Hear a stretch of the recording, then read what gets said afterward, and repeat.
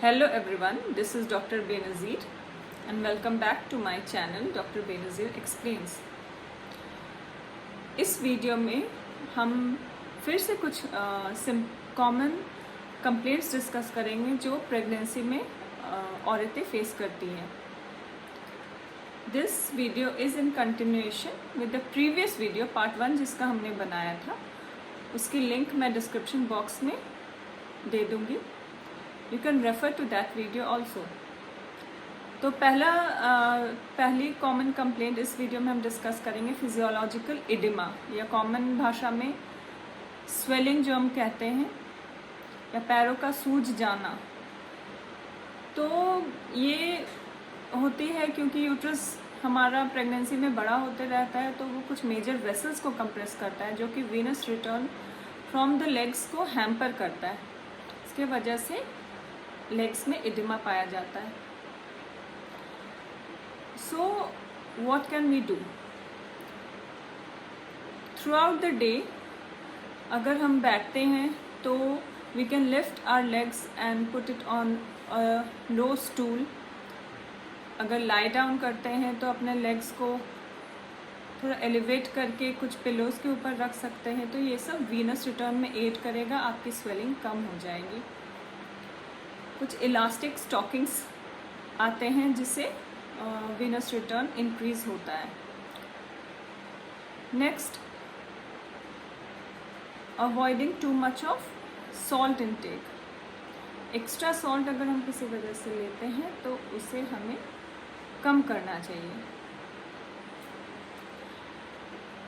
और nutritional deficiency जिसके वजह से एडिमा हो सकती है, उनमें से कुछ होती हैं अनीमिया, प्रोटीन की कमी.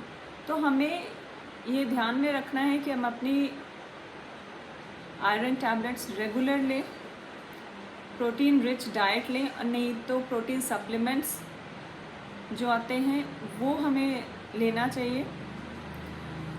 और iron rich food should also be included in our diet. तो अब हम ये जानेंगे कि क्या वार्निंग साइंस हो सकती हैं इस स्वेलिंग की. Normally physiological oedema dependent part में ही देखा गया है, जैसे कि पैरों पर जब हम चलते हैं या बैठते हैं, या अगर हम लेटते हैं तो हिप एरियाज़ में, वेस्ट एरियाज़ में, क्योंकि वो डिपेंडेंट एरिया रहता है. तो हमें ये ध्यान देना है अगर sudden increase in the swelling है, अगर स्वेलिंग सिर्फ पैरों में ना होकर हमारे बॉडी में भी दिखने लगा है, हमारे हाथों पे, चेहरे पे, आईज़ के अराउंड जनरलाइज्ड बॉडी स्वेलिंग अगर दिखता है, तो हमें अपने डॉक्टर से कंसल्ट करनी चाहिए. हाइपरटेंशन इन प्रेगनेंसी, प्रेगनेंसी के वक्त कभी कभी बीपी बढ़ जाती है, तो उसमें भी एडिमा देखा गया है. किडनी के कुछ डिजीज़ेस, कार्डियक डिसऑर्डर्स, कुछ आर्टीरियल डिजीज़ेस. तो फिजियोलॉजिकल एडिमा मानने से पहले हमें ये सारे कॉजेज़ को रूल आउट करना ज़रूरी है, इसीलिए हमें अपने डॉक्टर से कंसल्ट करनी चाहिए. नेक्स्ट, लेग क्रैम्प्स डिस्कस करेंगे. लेग क्रैम्प्स को रिलीव करने के लिए आपकी एक सिंपल एक्सरसाइज है, आप लेग को स्ट्रेटन करें और फिर हील को पॉइंट करें.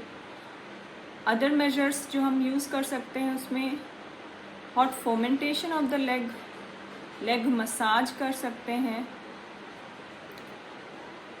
हमें डिहाइड्रेशन अवॉइड करनी चाहिए. We, as I have always told, 6 to 8 glasses of water बहुत सारे प्रॉब्लम्स को सॉल्व कर सकती हैं.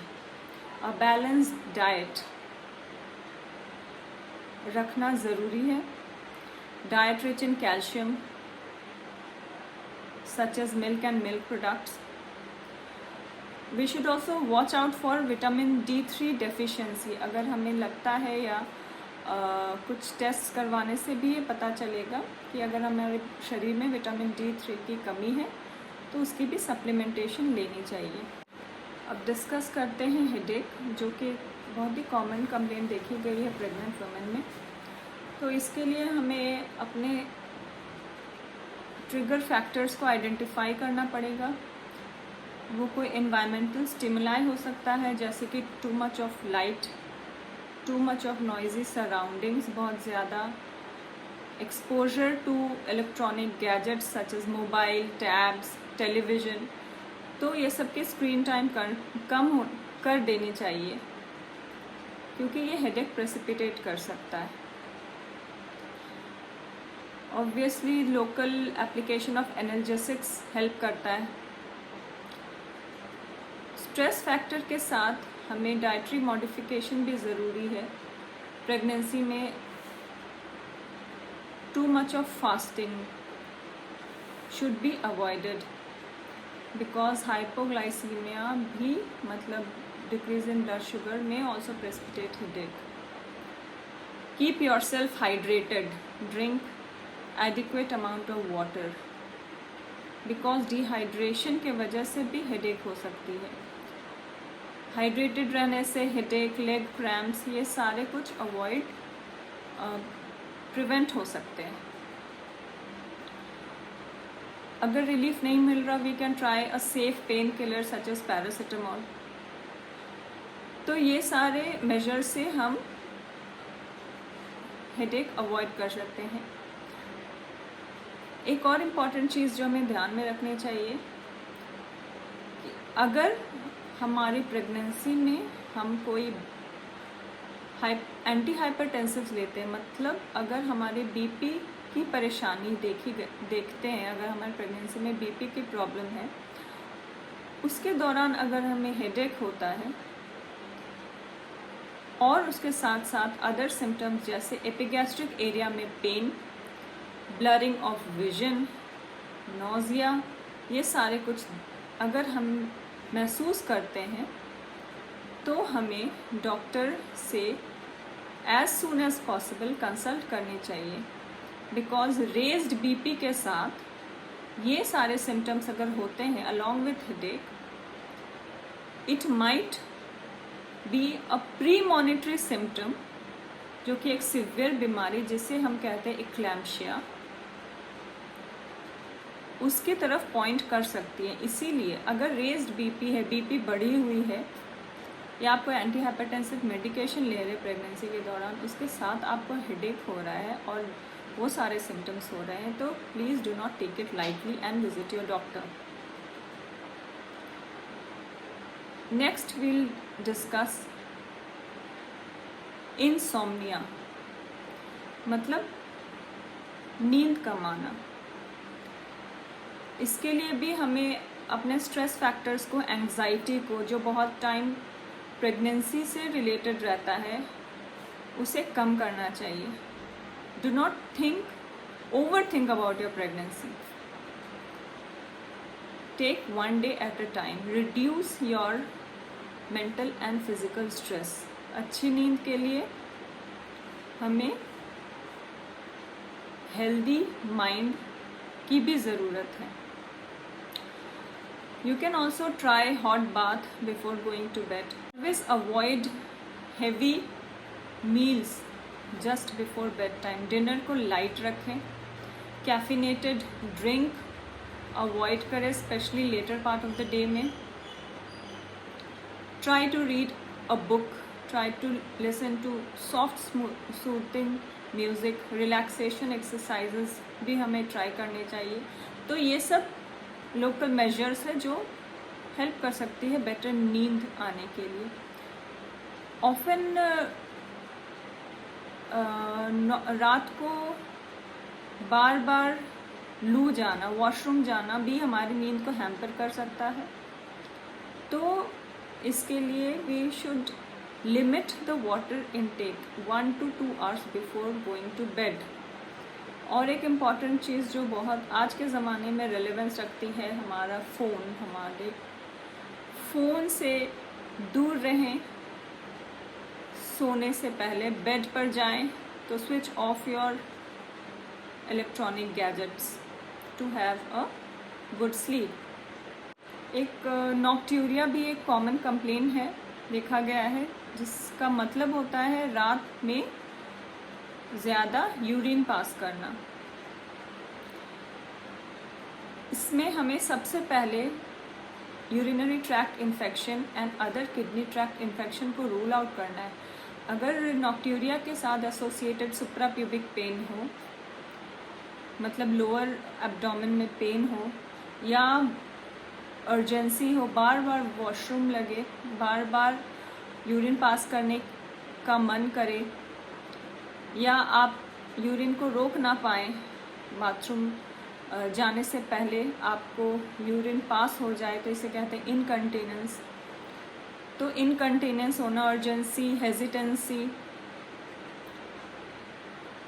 फीवर एसोसिएटेड रहना, तो ये सब अगर हमारे एसोसिएटेड सिम्टम्स हैं तो हमें डॉक्टर से मिलके इसके इन्वेस्टिगेशंस और इलाज करानी चाहिए।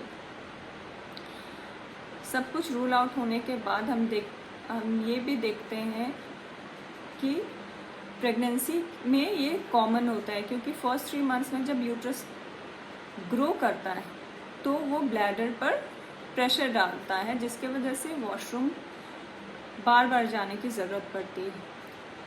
फिर सेकेंड ट्राइमेस्टर में ये रिलीव हो जाता है।